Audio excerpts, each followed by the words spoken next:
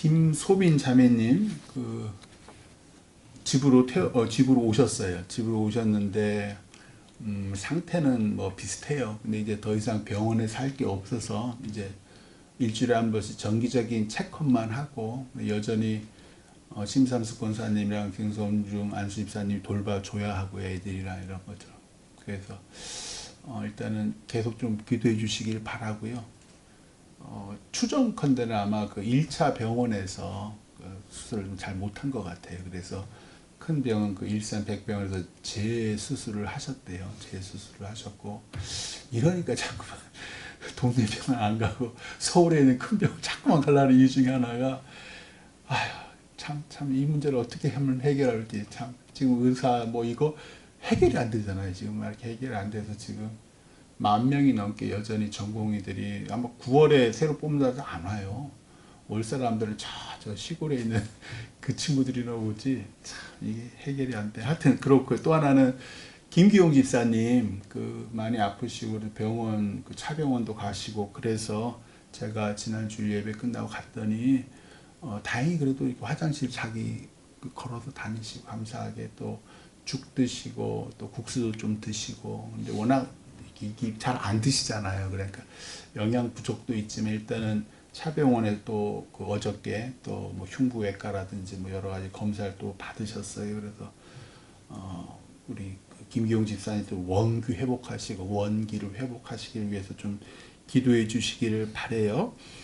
오늘 말씀은요, 참 몇 왕이 등장합니까? 이게 살룸, 무나헴, 또 이 아수르의 왕 불, 또 부가히야, 베가, 와, 참 그냥 반역에 반란에 참담합니다. 이게 먼저 한번 13절 한번 보셔요. 오늘 말씀 열왕기하 15장 13절 보시면 이게 지금 다 북이스라엘의 왕들의 역사를 요번에는 그 전까지 뭐 유다 왕 있었다면 이번에는 그러니까 자꾸만 우리가 좀 헷갈리는 게 자꾸만 유다 왕 우시야 뭐 이래 놓으니까 자꾸만 유다 쪽에 눈길이 가는 그게 아니라 요걸 싹 뺐으면 좋겠어요. 근데 이제 시대 구분을 하려고 어쩔 수 없이 남유다와 북이스라엘 이렇게 하다 보니까 막 헷갈리는 거예요. 보다 보면 자 13절에 보시면 살룸이라는 사람이 등장해요. 야베스의 아들 살룸이 사마리아에서 왕이 되어 한 달 동안만 다스려요. 왕이 되니까 한 달 동안 딱 있고 죽임을 당하는데 이 살룸이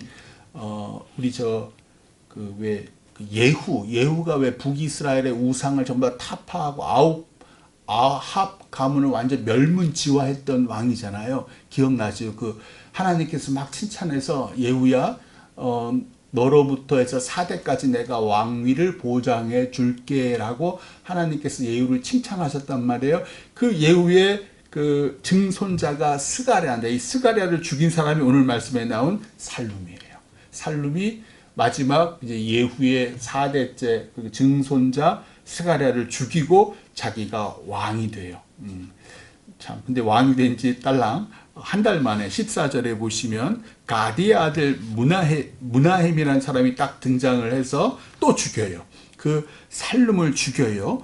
그런데 재밌는 게 16절 보세요. 그때에 무나헴이 디르사에서 와서 딥사와 그 가운데 있는 모든 사람과 그 사방을 쳤으니 그러니까 왕을 죽이면 일이 해결될 줄 알았는데 해결이 안 됐어요. 왜 그러냐면 디르사라는 곳에 있는 그 백성들이 성문을 열지 않은 거예요. 이제 죽여서 내가 살룸을 죽여 내가 왕이 됐는데 이 무나헴을 왕으로 인정하지 않았던 것 같아요. 왜냐하면 반역이고 아마 또 그런 것도 있을 수 있겠죠. 좀 이 당시에는 언론이 활발하지 않아서 예후의 아들 스가랴가 왕이 됐다는 얘기를 들었는데 갑자기 무나헴을 자기가 왕이 됐다고 들고 오니까 아마 또 그러지 않았을까 여러 가지 추측이 돼요. 그래서 성문을 열지 않으니까 무나헴이 화가 나서 사방을 다 친 거예요. 모든 사람과 그 사방을 다 쳤고 그것을 치고 그 가운데를 갈 때에 사람을 다 죽였잖아요. 아이벤 임신한 여인의 배도 갈랐다는 거예요. 그 정도로 이 무나헴이 잔인한 왕이었다. 잔인하게 왕이 되었다. 그러면서 17절 보세요. 뒤에 보시면 이스라엘 왕이 되어 사마리아에서 10년간 그럼에도 불구하고 이 무나헴이 10년 동안 왕으로 되어 있어요. 근데 보시면 계속 이 말이 예전에도 말씀드렸지만 18절 보시면 여호와 보시기에 악을 행하여 이스라엘로 범죄하게 한 느밧의 아들 여로보암의 죄. 이게 그 북이스라엘을 열었던 최초로 열었던 그 여로보암이 왜 베델과 단에서 금송아지를 하나님이라고 섬긴 그 죄죠. 왜 그랬냐면 남유다로 가지 말라고, 남유다의 예루살렘 성전으로 가지 말라고. 혹시라도 북이스라엘의 마음을 변해서 남유다에 남든지 아니면 북이스라엘 왕은 하나님이 택하신 왕이 아니야 라고 할 수도 있으니까, 그러니까 그 자기의 왕권을 보호하기 위해서 북이스라엘 모든 왕들은, 심지어 아까 말씀드린 하나님께서 칭찬한 그 예후 왕조차도 이 그 여로보암의 죄에서 떠나지 않았어요. 근데 특별히 평생 10년 동안 제위에 있었잖아요. 얼마나 못됐는지 이 성경이 이 므나헴에 대해서는 평생 그 죄에서 떠나지 않았다라고 얘기할 정도로 아주 잔인한 왕이었어요. 19절 보시면 얼마나 이 사람이 기가 막힌 왕이냐면, 아수르, 이제 신흥 강대국 아수르가 북쪽에서 엄청나게 크게 발흥해요. 그래서 막 사방에서 정복 전쟁을 펼치는데 그 왕 이 불이 누구지? 그러면 요 보시면 그 29절에 또 그 이스라엘 왕 베가 때 아수르 왕 디글랏 빌레셀이라고 또 다른 왕이 나오는 같은 왕이에요. 불이라고도 부르기도 하고 디글랏 빌레셀이라고도 부르는 그 왕이 북이스라엘을 치고 온 거예요. 이 므나헴 때에. 그때 므나헴이 은 1000달란트를 불에게 주어서, 아수르 왕 불에게 주는데 이 은 1000달란트가 오늘날로 하면 6천억 원. 엄청나죠? 6천억 원. 그러니까 하여튼 뭐 엄청난, 뭐 상상할 수 없는 그런 걸 불에게 주어서 그로 자기를 도와주게 하면, 그러니까 왕권 강화를 외세에게 부탁한 거예요. 아수르와, 우리도 왜 예전에 그 박정희니 전두환이니 노태우니 이런 사람들 보면 자꾸만 미국에 가서 뭐 하려고 그러고, 그 왜 그러냐면 자기가 그 정당성이 없으면 자꾸만 그 외국의 강대국에 이렇게 북한도 그렇잖아요. 러시아랑 러시아 푸틴이 왔다고 난리를 하잖아요. 그런 거예요. 그래서 자기가 정통성이 없으면 이렇게 외세에 의존하게 돼요. 사실은 이 정통성이란 건 뭐예요? 하나님이에요.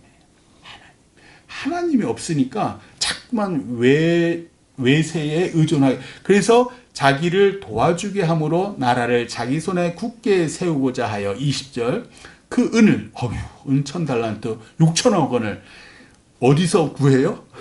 성전에 무슨 그것도 없잖아요. 사마리아 성은 예루살렘 성전과 달라서 별게 없어요. 그러니까 이스라엘 모든 큰 부자에게서 강탈하여, 이게 나라가 이렇게 잘못되고 약하고 또 특별히 지도자가 올바르게 쓰지 못하면 부자들이, 오늘날 우리나라로 치면 재벌들, 우리도 막 그렇잖아요. 미국에 어쩌고 하면은 삼성이니 SK니 현대니 가서 같이 가지고 막 공장 지어주기, 또 그런 거예요. 똑같은 거예요. 그런 식이에요. 그래서 20절, 그 은을 이스라엘 모든 큰 부자에게서 강탈하여 각 사람에게 은 50세겔씩, 그러니까 부자들마다 은 50세겔을 바치라고 그랬는데, 이게 뭐냐면 노동자 일당을 200일치예요. 일당을 10만 원으로 치면 얼마일까요? 엄청나죠? 하여튼 그걸 각 부자에게 그걸 다 내게 한 거예요. 그래서 아수르 왕에게 주었더니 이 아수르 왕이 흐뭇해가지고 되돌아가 그 땅에 머물지 아니하였더라. 그러니까 이 므나헴이라는 왕의 기본 이 사고 구조는 하나님이 없어요. 하나님이 없고 재물, 자기의 권력 강화, 말 안 듣는 사람은 다 죽이고, 심지어 임신한 여자들 배를 가르고, 이런 식의 왕이었던 거예요. 21절, 또 므나헴의 이스라엘 왕 역대지락이 뭐냐면 역대상, 역대하예요. 우리 그 열왕기 상하 뒤에 나오는 역대상, 역대하를 보고 유다 왕 역대지락, 이스라엘 왕 역대지락이라고 얘기하는 거예요. 22절, 므나헴이 그의 조상들과 함께 자고 그의 아들 브가히야가 대신하여 왕이 되니라. 그러니까 10년 동안 그 잔인한 통치를 하고 그 아들 브가히야에게 넘겨줘, 자기는 깨고닥 죽은 거예요. 23절, 또 이제 유다의 왕은 또 헷갈리죠. 그게 아니라 유다의 왕 아사랴 제50년에 문하임의 아들 부가히야가 이제 그 아버지가 죽고 난 뒤에 부가히야가 사마리아에서 북이스라엘에서 왕이 되어 2년간만 다스려요.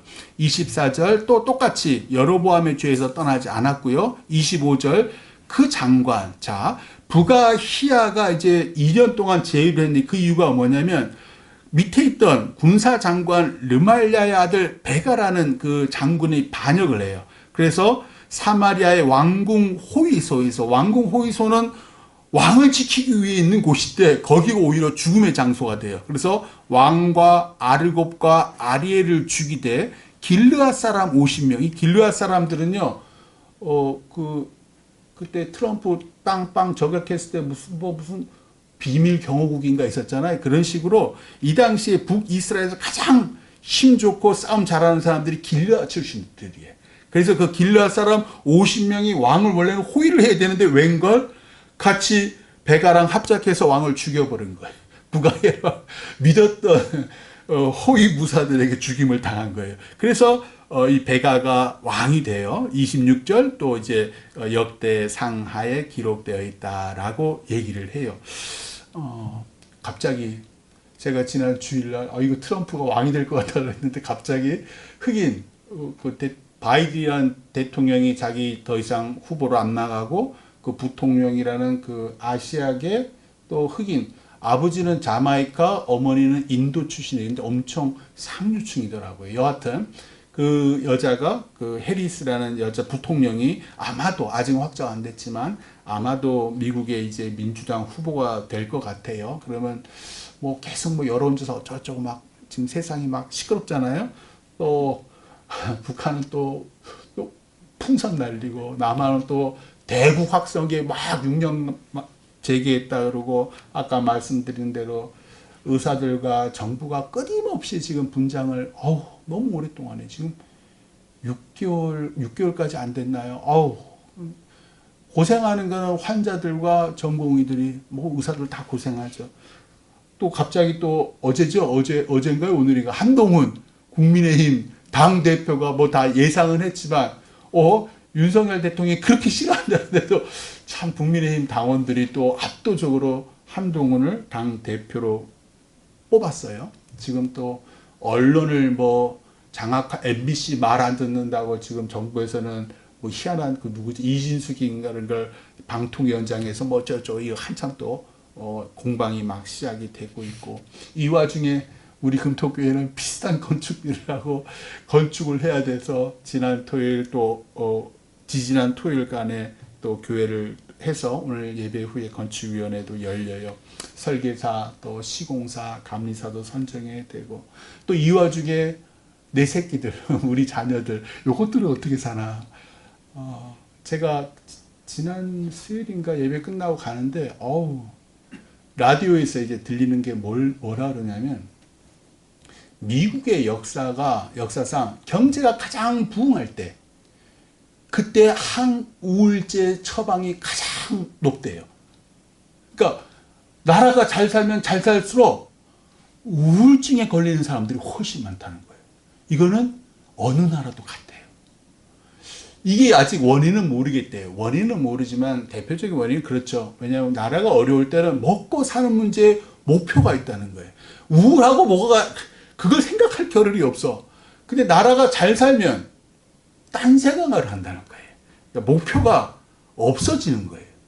내가 먹고 사는 거는 충분하니까 오늘날의 젊은이들의 가장 큰 힘듦이 거기에 있는 거예요. 우리 때는 우리 복받은 세대예요.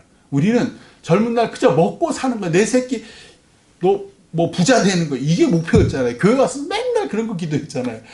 그러니까 우리는 목표가 있어서 우울증이 안 걸렸어요. 근데 우리 새끼들은 아니라는 거예요. 우리 새끼들은 우리 덕분에 잘 먹고 잘 살아서 오히려 정신적인 고통이 훨씬 더해요. 왜? 목표가 없다는 거예요. 난 뭘 살지? 난 너무 작은 거예요. 제가 지금 큰 얘기를 막 했잖아요. 지금 뭐 미국의 대통령 뭐가 되고 한동훈이가 뭐가 되고 그런데 그게 내 삶과 관계가 없어요. 젊은이들은. 이게 오늘날의 많은 교회에서 청년들이 사라지는 이유 중에 하나예요. 왜? 교회가 제시하지를 못해. 예전에는 먹고 사는 거 기도하자. 건강하고 부자 되고 기도하자 그랬는데 이젠 더 이상 교회에서 그게 청년들한테 안 먹게. 왜? 난 이미 잘 살아. 그게 목표가 아니라는 거예요. 그러면 이 땅의 그리스도인들의 목표는 뭘까? 이제 그게 오늘 오늘 말씀도 쭉 북이스라엘 악한 왕들이 쫙 왔잖아요. 이 북이스라엘 악한 왕이 계속 거듭나면서 백성들이 거기서 고통당하고 부자들도 돈 뺏기고 임신한 여자가 그냥 갑자기 느닷없이 죽임을 당하고 막 이런 막 소용돌이가 막 쳐요. 참 감사하게도 하나님께서는요, 우리에게 딱 한 번의 삶을 주셨어요. 딱 한 번의 삶. 이것은 아주 공평해요. 우리가 젊은 날 잘 나갔던 사람도 있고 못 나갔던 사람도 있고 아주 잘생겼던 사람도 있고 못생겼. 우리 저 이종욱 장로님 젊은 날이 이렇게 풍채가 좋았다고 저한테 집에 가니까 진짜 풍채가 엄청 좋으셨더라고요. 근데 지금은 매일매일 참 공평해요. 하나님은 저도 마찬가지예요.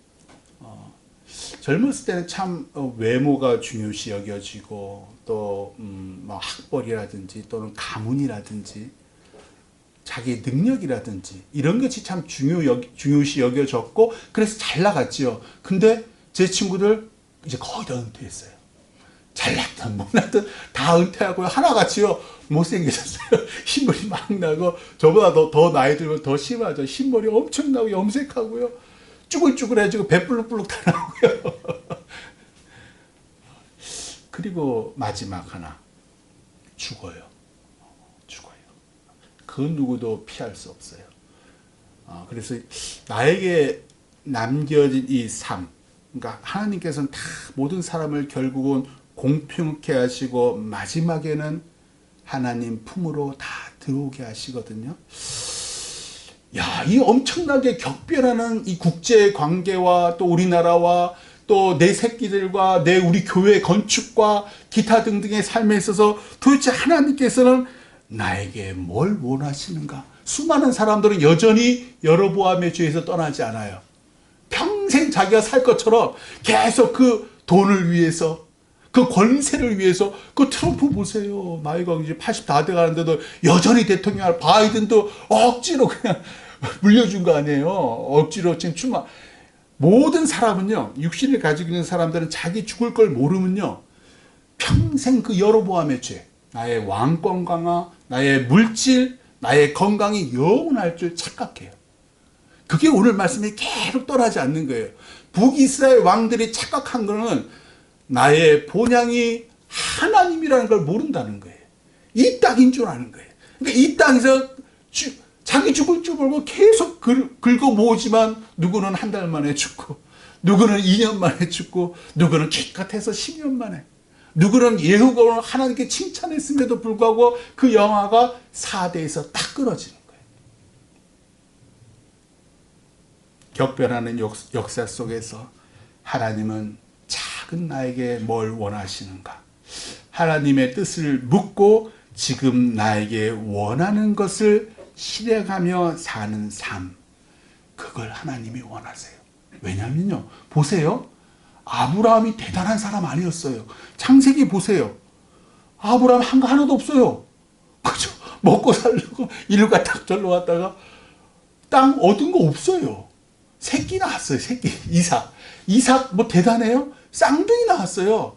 에사와 야곱. 그리고 이리저리 올라가서 뭐 아무것도 한 거 없어요. 야곱 뭐 했어요? 12아들 낳았어요. 그 아내 4명으로부터 12아들 낳았어요. 요셉, 곰곰이 생각해. 요셉부터 뭔가가 돼요. 세상적으로 훌륭한 사람이 돼요. 근데 요셉이 처음부터 가문이 좋아서 아니잖아요. 히브리 출신이에요.